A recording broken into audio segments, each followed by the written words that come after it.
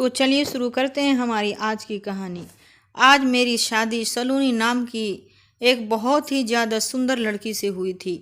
वह न सिर्फ सुंदर थी बल्कि जवान भी थी और मेरे दोस्त कहते थे कि अपने से छोटी उम्र की लड़की से शादी करने का बहुत ज़्यादा फ़ायदा होते हैं। मुझे खुशी हुई क्योंकि मेरी पत्नी बहुत सुंदर थी और मुझे हमेशा से ही सुंदर पत्नी चाहिए थी, जवान भी थी।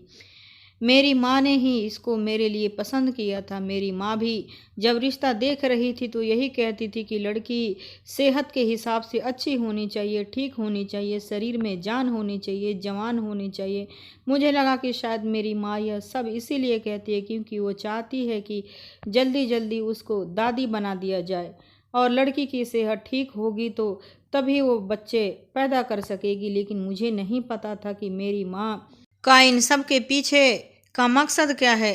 वह तो मुझे पता तब चला जब मेरी शादी को न जाने कितने दिन गुजर गए। पर जब मेरी पत्नी रात होते ही मेरे कमरे में आने के बजाय मेरी माँ के कमरे में चली जाती और मैं तो बाहर बैठा ही मुंह देखता रह जाता। सिर्फ इतना ही नहीं, वह पूरी रात वहीं पर गुजार देती और जब सुबह बाहर आती तो कहती कि मेरी टांगों में दर्द है, तो कभी कहती कि मेरी कमर में दर्द है और लंगड़ा लंगड़ा कर चलती।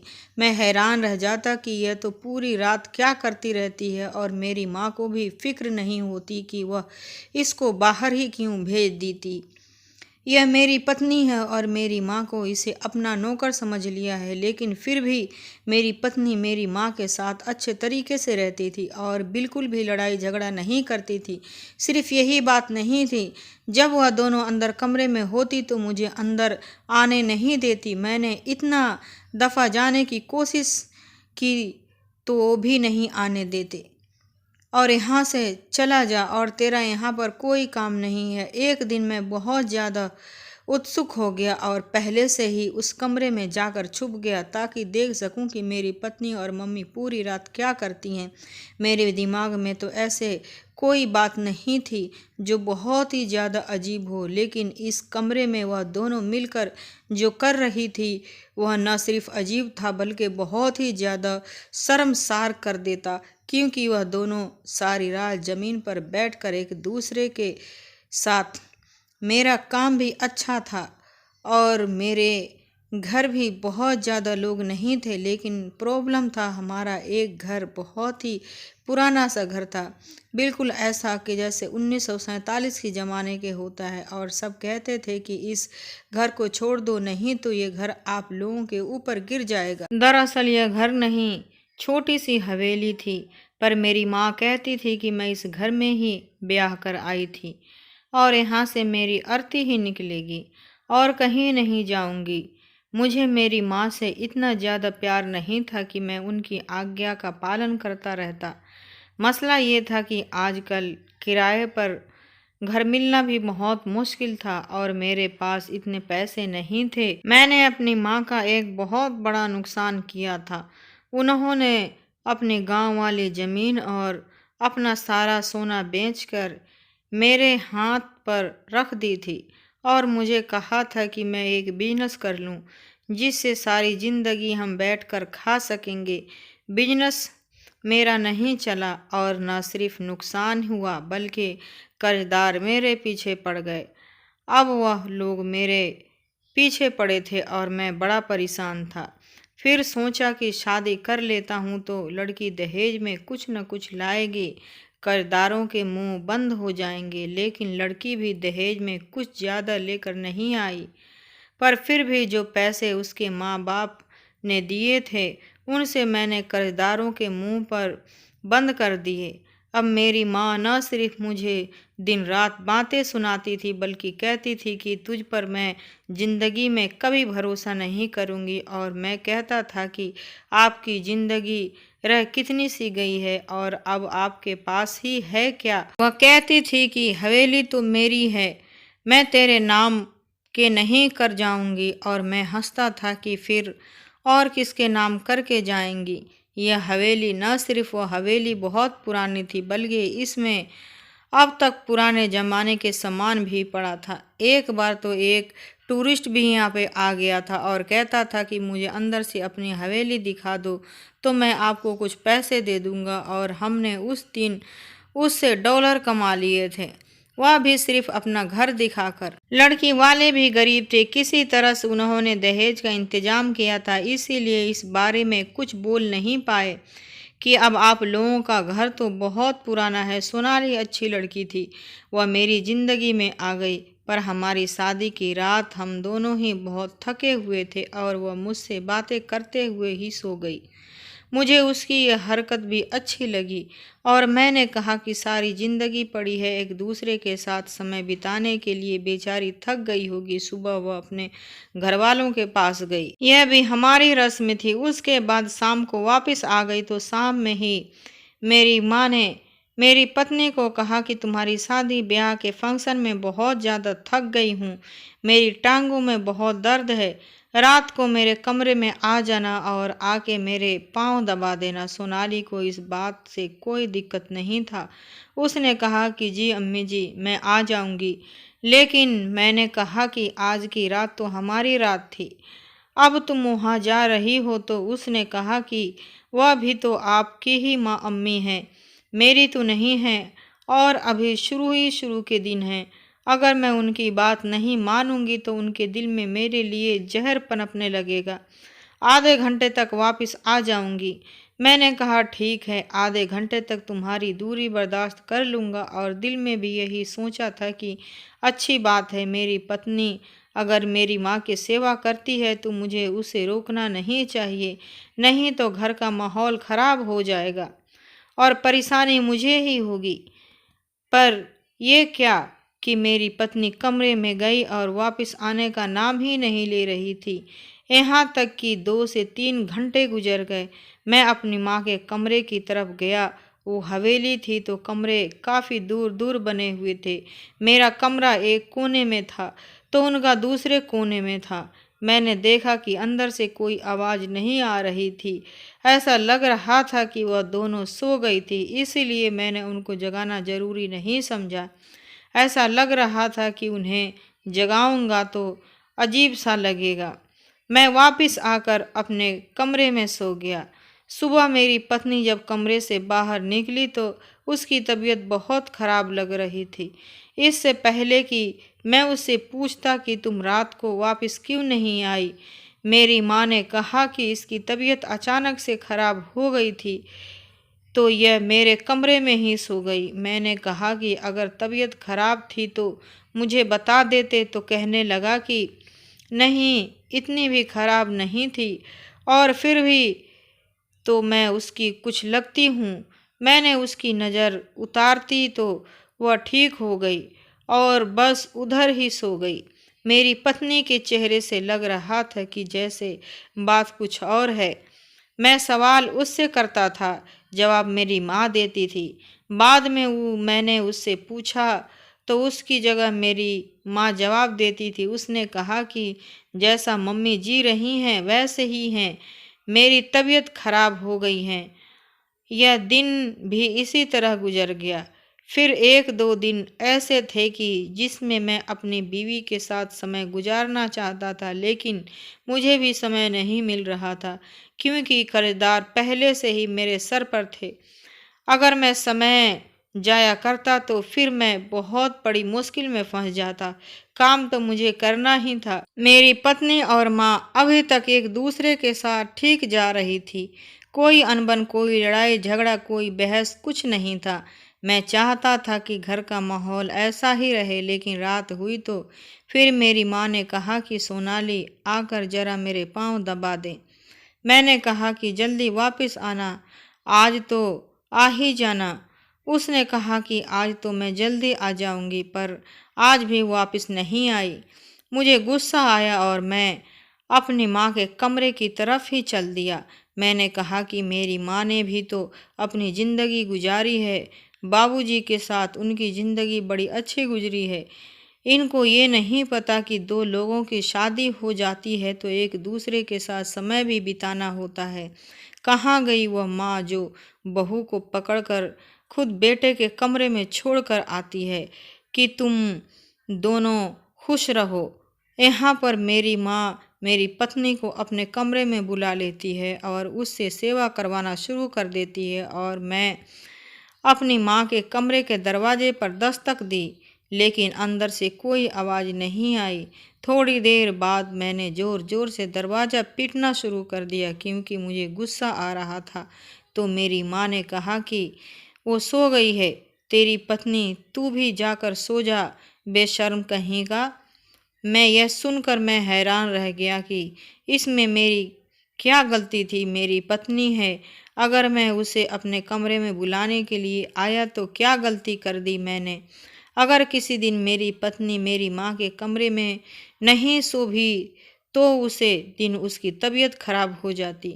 उसकी टांगों में बहुत ज़्यादा दर्द रहता, कमर में दर्द रहता। एक दिन तो मैंने देखा कि उसके हाथों में भी दर्द था। मैंने कहा कि तुम क्या अपने घर से बीमारी लेके आई थी? तो कहने लगी कि क्या मतलब आपका, आपको मैं बीमार लगती हूँ? मैंने कहा कि बीमार नहीं लगती तो क्या लगती हो? जब भी मैं तुमसे कोई प्यार मोहब्बत की बातें करने की कोशिश करता हूँ तो तुम कहती हो कि मेरी तबीयत खराब है, मेरे कमर में दर्द है। पूरा दिन क्या करती रहती हो? हमारे घर में ना तो कोई बच्चा है ना ही ज़्यादा लोग हैं। घर के एक बार साफ कर दो तो 4-5 दिन साफ ही रहता है। 3 लोगों का खाना पकाना है, कौन सा मुश्किल है? अगर तुम कहती हो तो खाना भी मैं बाहर से ले आऊँगा, लेकिन तुम्हें भगवान का वास्ता है कि मेरे पास आ जाया करो। अब क्या मुझे अपने ही पत्नी के सामने हाथ जोड़ने पड़ेंगे? मेरी पत्नी इस पर बड़ी परेशान लग रही थी। मुझे उसकी आंखों में अजीब सा दुख और परेशानी नज़र आ रही थी, जैसे वह खुद बहुत मजबूर है। मैंने कहा कि क्या बात है? तो कहने लगी कि कुछ नहीं। मैंने अपनी पत्नी के सामने अर्जी लिखकर दे डाली, लेकिन उसकी मेरी सुनवाई नहीं हुई। उसने मेरी बात नहीं मानी। एक दिन मैंने उसे कहा कि माँ मुझे बुलाती रहे, तुम कह दो कि मेरी तबीयत खराब है। तो उसने कहा कि नहीं, मैं ऐसा नहीं कर सकती हूँ, नहीं तो उनको बुरा लगेगा। मैंने कहा, हे भगवान, पहली बहू हो जो अपनी सास माँ के लिए इतना परेशान हो रही है। लड़कियां तो शादी के पहले ही महीने में अपना असली रंग दिखाती हैं, तुम भी बुरी बहू बन जाओ। तो उसने कहा कि आप कैसी बातें कर रहे हैं? मुझे इस घर में आपकी माँ के साथ ही रहना है। आप तो सुबह जाते हैं, रात को आते हैं, पूरा दिन तो मुझे उनके साथ ही रहना होता है। अगर मैं उनके साथ अच्छे तरीके से नहीं रहूँगी तो मेरे लिए मुश्किल होगी। बस मुझे करने दो जो मैं कर रही हूँ। जब मैं अपनी पत्नी का इंतज़ार में रातों को जग रहा था तो मुझे कहीं से पत्थर तोड़ने की आवाज़ आ रही थी। एक दिन मैंने बाहर निकला तो पड़ोस वाले घर बना रहे थे। मैंने कहा कि मेरे लिए ये रही गया है कि बस मैं रात को पत्थर तोड़ने की आवाज़ ही सुनता रहूं और अपनी पत्नी का इंतज़ार करता रहूं। मुझे रोज़ पत्थरों की आवाज़ आती थी। अब तो मैंने सोचा था कि मैं उन लोगों से कहूँगा कि आप लोग रात के समय काम किया करते हो, दिहाड़ी पर काम क्यों नहीं करते? अजीब लोग थे।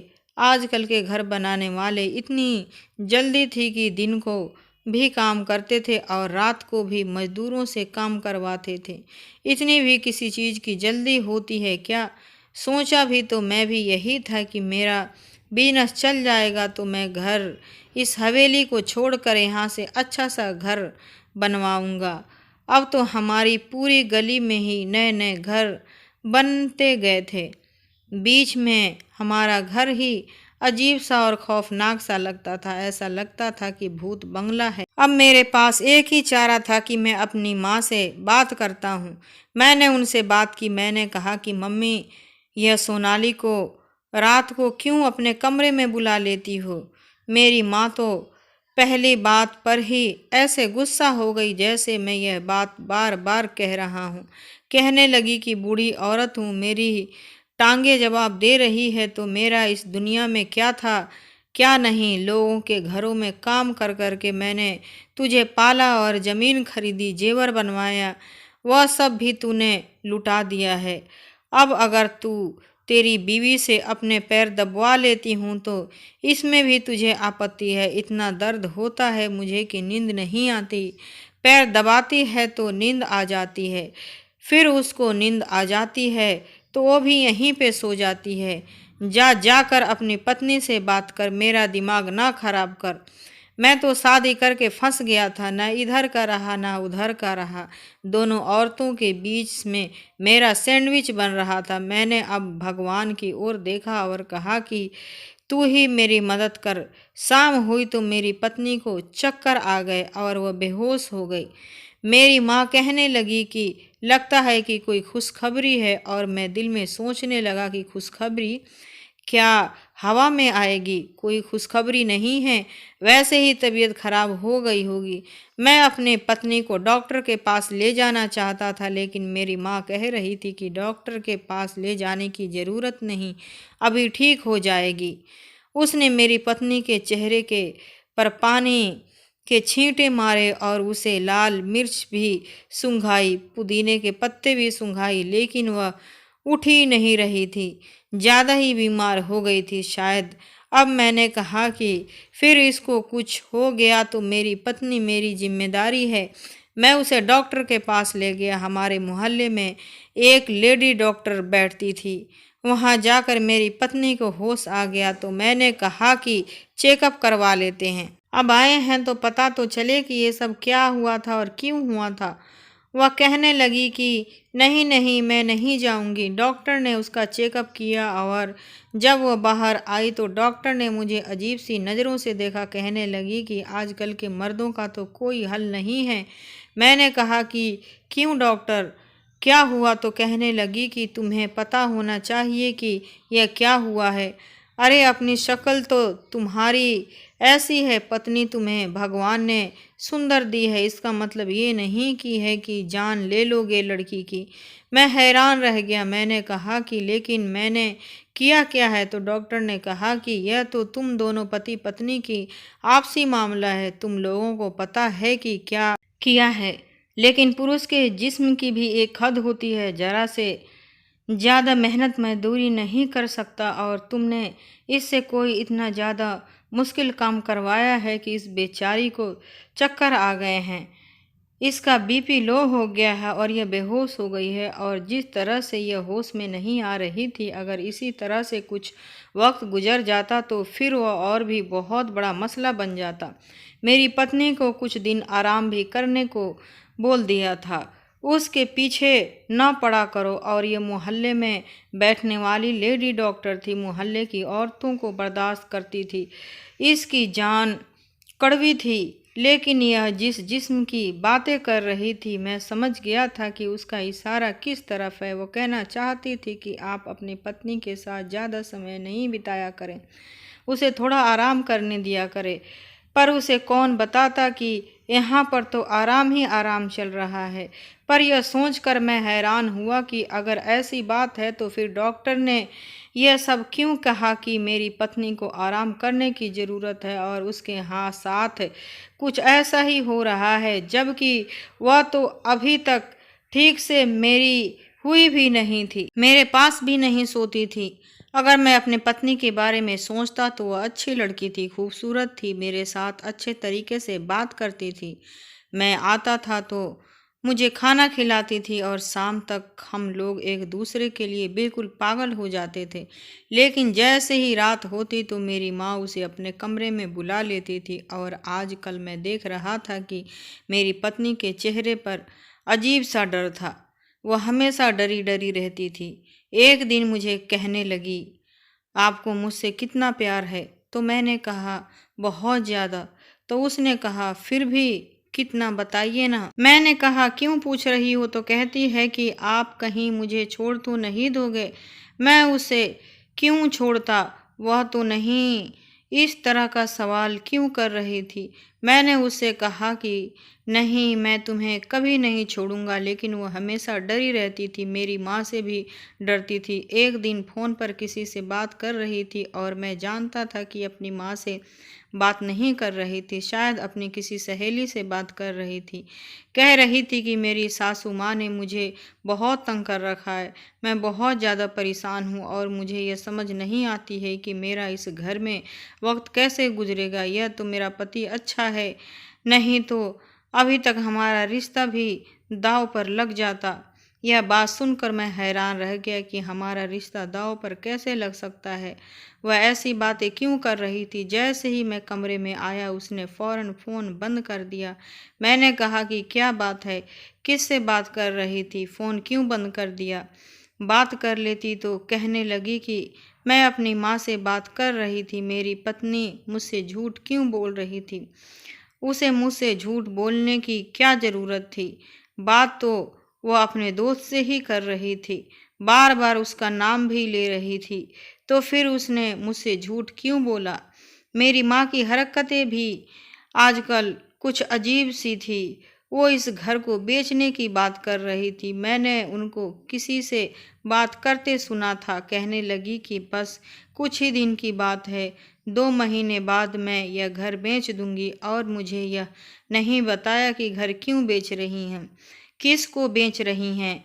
वह तो कहती थी कि इसी घर से मेरी आरती उठेगी। अब अचानक से यह घर बेचने की बात कहाँ से आ गई और मुझे बताना ज़रूरी नहीं समझा।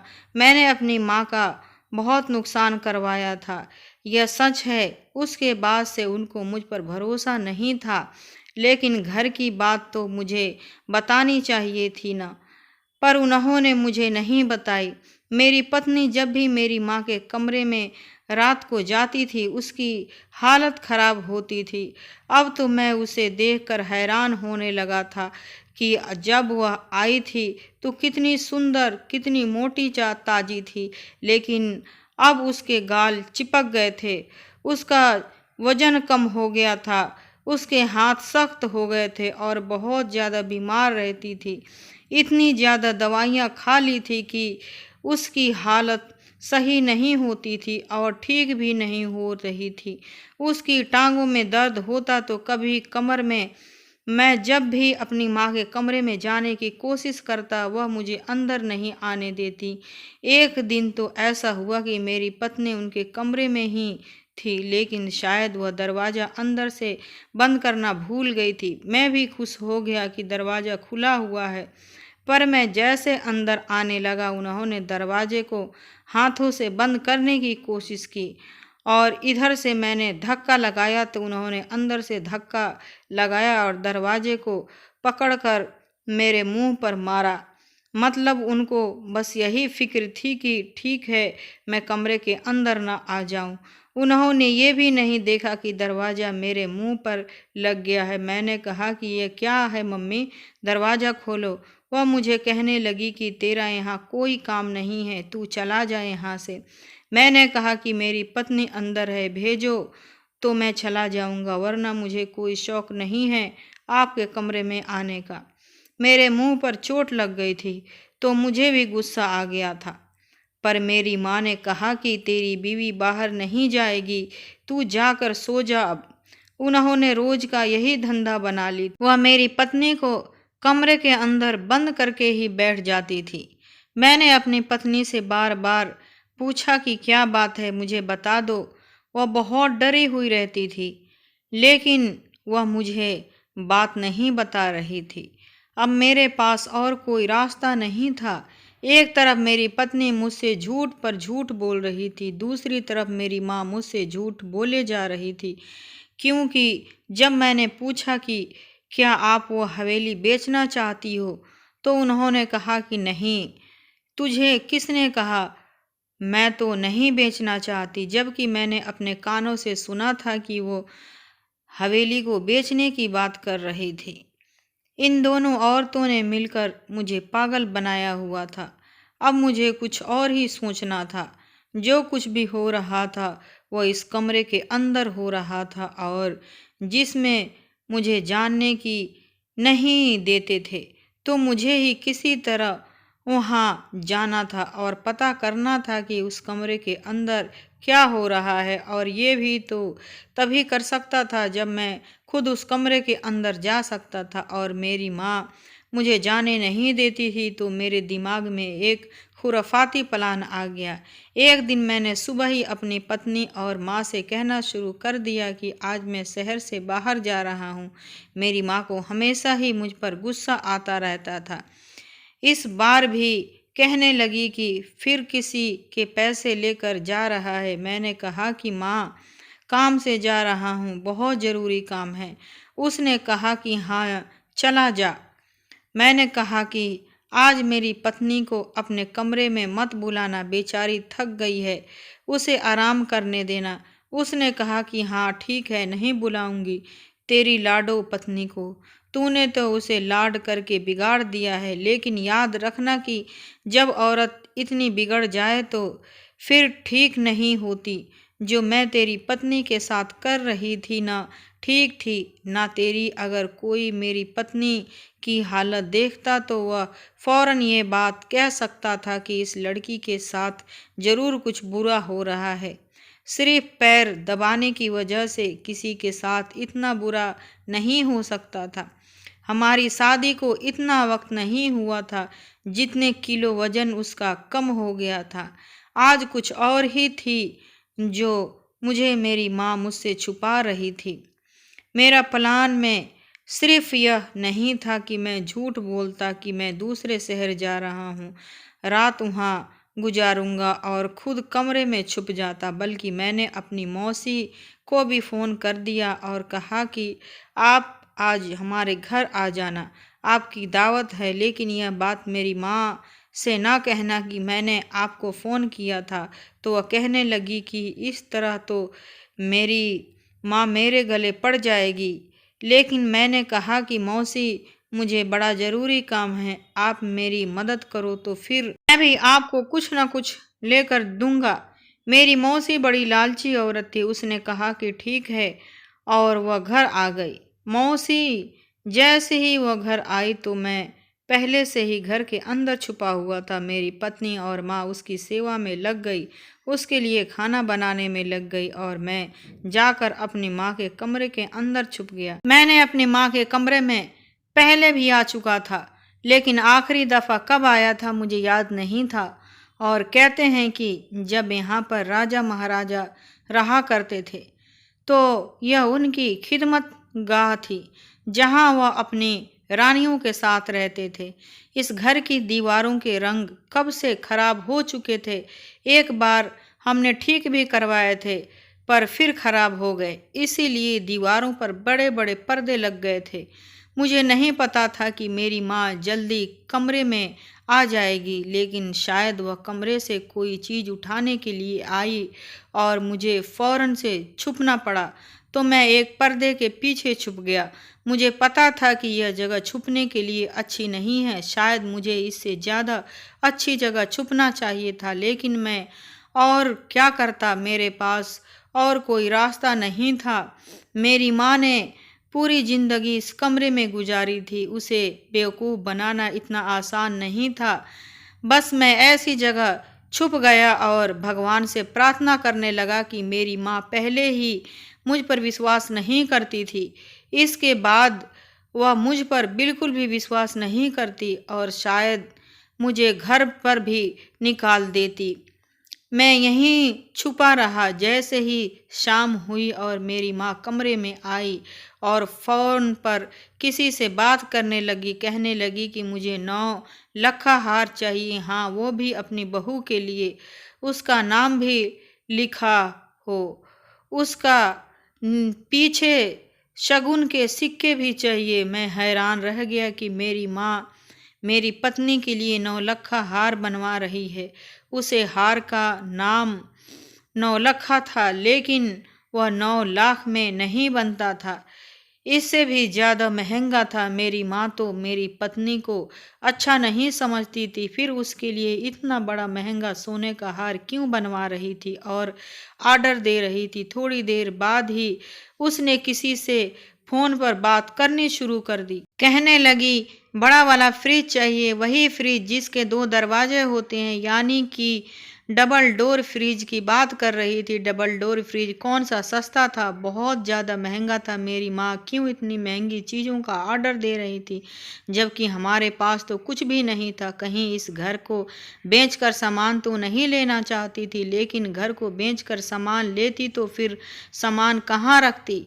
मेरी माँ मुझे इतने बेवकूफ़ नहीं लगती थी। थोड़ी देर बाद मेरी पत्नी भी कमरे में आ गई। उसने कहा कि वैसे तो यह काम रात को करते हैं, लेकिन अब तेरा पति तो घर पर है नहीं, तो अब क्या रात क्या शाम, चल शुरू करते हैं। वैसे भी आज आखिरी दिन है, तूने बहुत ज़्यादा मेहनत की है, इसीलिए मैं तुझे बहुत बड़ा इनाम दूंगी।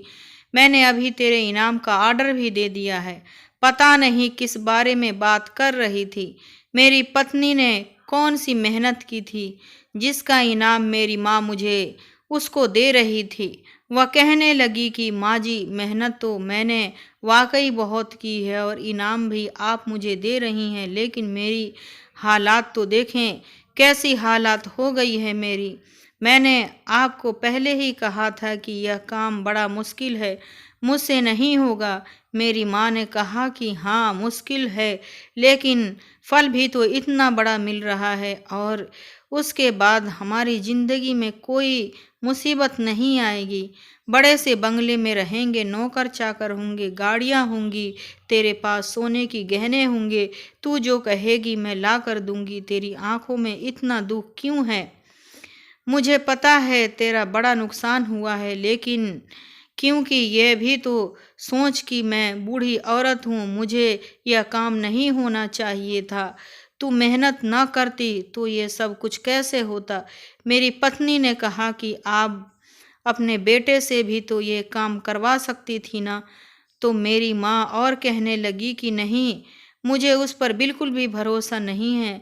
उसकी जुबान बहुत ढीली है, वह तो इस बात का राज नहीं रख पाता और सब कुछ बर्बाद हो जाता। लेकिन आज हम लोगों की मेहनत का आखिरी दिन है, बस जल्दी जल्दी आ जा। पता नहीं यह कौन सी बातें हो रही थी और मेरी माँ को किस बात की जल्दी थी जो मेरी पत्नी को बुला रही थी। जब मेरी पत्नी ने हाथ में एक फावड़ा उठा लिया तो मैं हैरान रह गया कि इस कमरे में फावड़े का क्या काम। उसके बाद इस कमरे में जो हुआ वह देखकर तो मेरी आंखें फटी की फटी रह गई। मेरी माँ ने दीवार से वह बड़ा सा पर्दा हटाया तो सामने एक बड़ा सुरंग था, और ऐसा लगता था कि यह सुरंग किसी ने खोदी खुदाई थी। और सिर्फ इतना ही नहीं, वहाँ पर कुछ और भी थी। मेरी तो सांस रुकने लगी थी। इस दीवार के नीचे एक सुरंग जा रही थी और उसके अंदर एक बहुत बड़ा संदूक नजर आ रहा था जो पत्थर के अंदर फंसा हुआ था, जिसको निकालना बहुत मेहनत का काम था। मेरी शादी को आज 3 महीने हो गए थे और 3 महीनों से मेरी पत्नी यही मेहनत का काम कर रही थी और मेरी माँ उससे यह सब कुछ करवा रही थी। यह हवेली बहुत पुरानी थी और शायद मेरी माँ को पता था कि इस हवेली में सोने की गहनों से भरा हुआ एक संदूक है। जब हम वहाँ आए थे तो हमने भी यह कहानी सुनी थी, लेकिन इस कहानी को नज़रअंदाज कर दिया था कि ऐसी कहानियाँ तो ऐसे घरों को बारे में बनाती हैं। लेकिन मुझे नहीं पता था कि मेरी माँ वाकई संदूक तक पहुँच जाएगी और उसने इस संदूक को निकालने का काम मेरी पत्नी से करवाया था। तभी तो मेहनत मजदूरी करके उसकी ये हालत हो गई थी। अब मैं सामने आ गया तो वह दोनों हैरान रह गई। मैंने कहा कि मुझे सब कुछ पता चल गया है। उन्होंने कहा, पता चल गया है तो अपनी जुबान बंद रखना, क्योंकि हमसे संदूक तक पहुंच गए हैं और इसके अंदर बहुत सारे गहने हैं। अगर तूने यह बात किसी को बताई तो बहुत बुरा होगा, हमारे घर पर हमला भी हो सकता है। मैंने अपनी पत्नी के हाथ से फावड़ा ले लिया और कहा, मैं निकलता हूँ संदूक को। आपको यह बात मुझे बतानी चाहिए थी। मेरी पत्नी से मेहनत क्यों करवाई? तो मेरी माँ ने कहा, अगर तुझे बताती तो तू यह बात किसी और को बता देता, इसीलिए तेरी पत्नी से मेहनत करवाई, क्योंकि मैं तो नहीं कर सकती थी। मैंने कहा, इतना भी आपको भरोसा नहीं था मुझ पर? माँ, क्या बात करती हो? वह कहने लगी कि मुझे अब भी तुझ पर भरोसा नहीं है, तू चला जा यहाँ से, तेरा इसमें कोई हिस्सा नहीं है। मैंने कहा, मैं नहीं जाऊँगा, मेरा इसमें हिस्सा है। मैं जिद करने लगा तो मेरी माँ भी मजबूर हो गई और मेरी मदद करने के लिए तैयार हो गई। मैंने फावड़ा मारा, वाकई ये काम बहुत मेहनत का था। अब समझ आ गया कि मेरी पत्नी का इतना वजन इतनी जल्दी क्यों कम हो गया था। उस संदूक को बाहर तो निकाल लिया था, लेकिन अब यह नहीं पता था कि इसके अंदर वाकई सोना था या नहीं। पर वह संदूक बहुत ज़्यादा भारी था, हम तीनों को उसे उठाना पड़ा और जब संदूक को खोला तो हैरान रह गए। उसमें तांबे और लोहे के बर्तन थे और उन बर्तनों के अंदर पुराने जमाने के कुछ गहने थे, थोड़े से सोने के सिक्के थे।